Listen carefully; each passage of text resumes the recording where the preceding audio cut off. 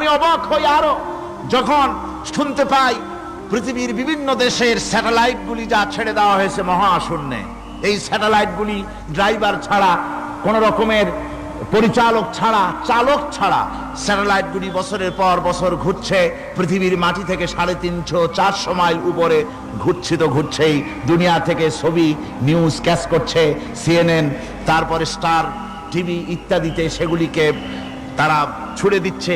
এভাবে করে যে দেশ থেকে যে দেশের স্যাটেলাইট সে দেশের পারপাস সার্ভ করতেছে। ওই স্যাটেলাইট 350-400 মাইল উপরে মহাশূন্যের ভেতরে তার মেশিনারি কোনো গোলযোগ হলে, যান্ত্রিক গোলযোগ যদি সৃষ্টি হয়, তাহলে ফ্রান্সের মাটিতে বসে, আমেরিকার মাটিতে বসে, ব্রিটেনের মাটিতে বসে বিজ্ঞানীরা কম্পিউটারের মাধ্যমে মনিটরিং করে 400 মাইল উপরের মেশিনকে ভালো করে দিচ্ছে। এরপর আল্লাহ রাব্বুল আলামিন বলছেন, ওমা উতীতুম মিনাল ইলমি ইল্লা কালিলা, সামান্যতম জ্ঞান দেওয়া হয়েছে। এই যদি হয় সামান্যতম জ্ঞান, তাহলে আল্লাহ সুবহানাহু ওয়া তাআলার জ্ঞান কত কত বেশি। আল্লাহু আকবার। কত বড় জ্ঞানের মালিক সুবহানাল্লাহ বিহামদিহি। সেই মহান আল্লাহ পাকের পক্ষ থেকে এসেছে কোরআন। কার পক্ষ থেকে?